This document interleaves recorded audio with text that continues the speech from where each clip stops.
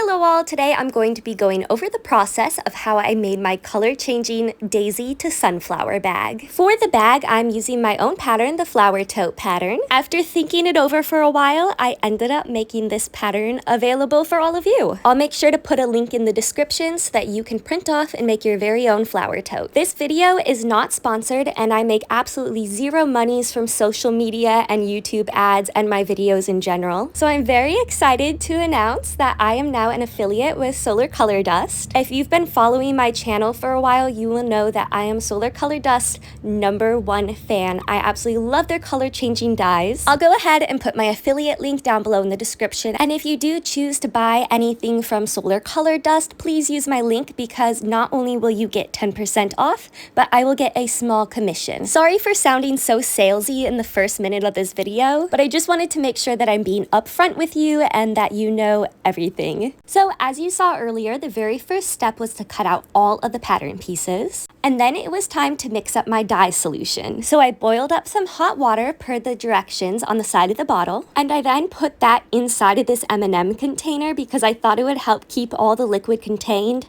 It didn't. Unfortunately, it leaked later on. Once I had my hot water back in the studio, I was able to add the color changing dye. I did not use the whole bottle of dye. I actually used a very small amount. The water to dye ratio is supposed to be 6 cups of water for every 8-ounce bottle of dye. So instead of doing the math, I just decided to wing it. As you will see, that kind of became a problem later on. I don't think I used enough dye. And that's why you should read and follow instructions, kids. I never want to waste any of this dye, so I took some fabric scraps and I just kind of soaked up and wiped up all the dye that leaked on the outside of the container, and I'll use them for something eventually. After that, I just started to hand mix all of the flower petal pieces that I'll be sewing up for the bag. At this point, I'm sure you can guess that what I did was screw the top on and shake this vigorously, hoping that all the petals would get soaked with dye, but that didn't really work, so just do it by hand. I love being able to laugh at my mistakes now because in the moment I was not very happy. Once I felt like all of the petals had whatever, you know what I'm trying to say, soaked up the dye, I went ahead, squeezed them out, and I laid them flat on the garage floor. You may remember this garage floor and carpet from when I made chicken tenders or moldy blue cheese on a wedding dress or something like that. I then decided that I should probably bring the dye solution out into the sun just to see how the UV affects it and how strong and potent the solution actually is. Since I already dyed the petals, I mean, that's the right order to do things, right? Right? Anyway, everything worked out completely fine, sort of, but we'll talk about that later. Photochromic dyes or UV reactive dyes like this, when they're purple, blue, or pink, they change really well, even under very light sun exposure. But unfortunately, the yellows and oranges don't change quite as drastically. So I was very pleased and impressed. Okay, this is all that's left. Also, really hot outside just for those few minutes, so I'm just gonna set this here. We'll use it for more things later. Again, they say you're supposed to use hot water. I've had fantastic results just using it room temperature, but don't do that because I said so, and do what I say, not as I do. And that's actually about all for today. I guess I could start sewing a few of these things, but the very first thing in the pattern is to start sewing together the petals. So we will do that tomorrow when the petals have dried. Well, actually, we're gonna let them dry right now, and then later tonight I'll rinse them out, and then I'll have to let that water dry, and then we will sew the petals tomorrow, which will literally just feel like 2 seconds to you. But it will be a long time for me, even though tomorrow's not that long away. Tomorrow's a long time. In the meantime, I thought it'd be fun to do a little project with some of the leftover yellow dye before I just let it all cool off and sit somewhere and use it room temperature later like you're not supposed to. I took 2 different shades of white embroidery thread and I started dyeing it. I used these empty prescription bottles for mixing up the other dyes because I only needed a very small amount of each color. These actually work perfect because they're tinted that orange color to keep the sun from affecting medications, and it also helps to keep the dyes from being affected as well. I totally thought about that ahead of time. It wasn't just a nice coincidence.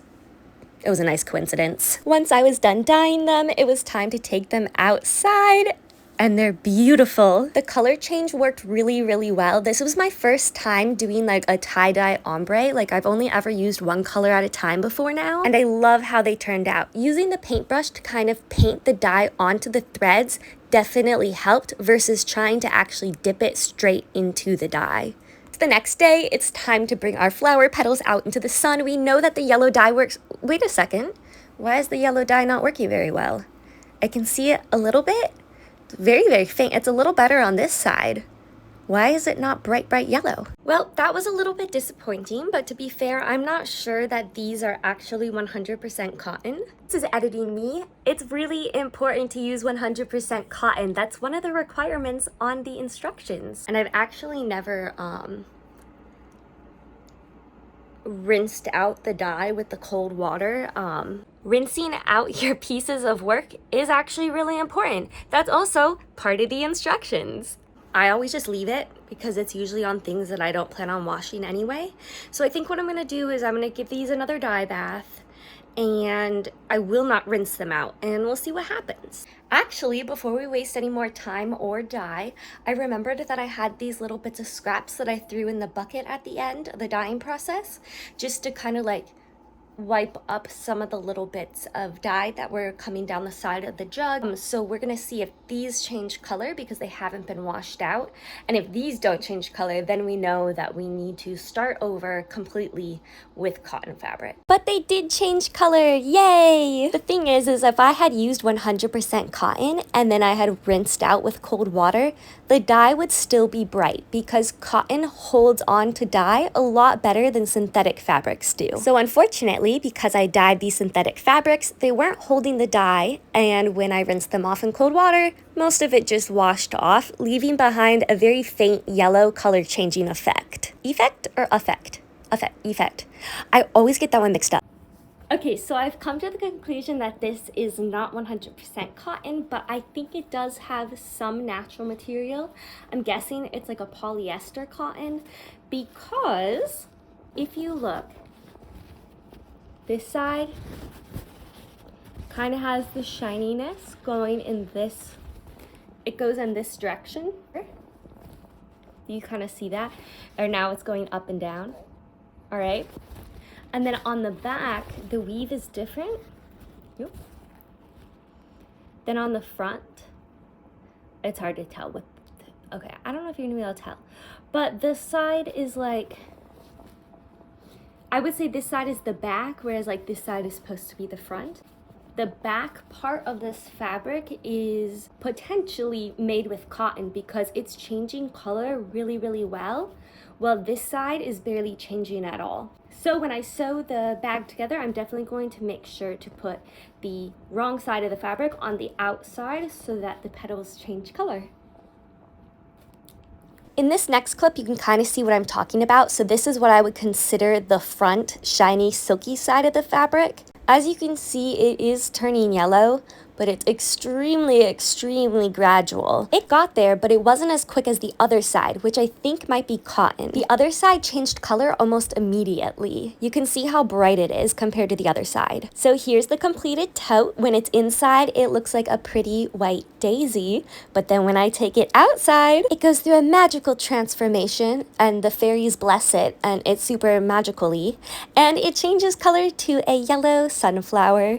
Unfortunately, the UV has not been very high. We're going through our rainy season here in Florida right now. But with longer exposure, the sunflower did get brighter and more yellow. I've added a few different clips just so you can see the magic in action. It's really cool watching it go from white to yellow right in front of your eyes. It truly does feel like some kind of magic. And please come, oh, why does my hair look like that?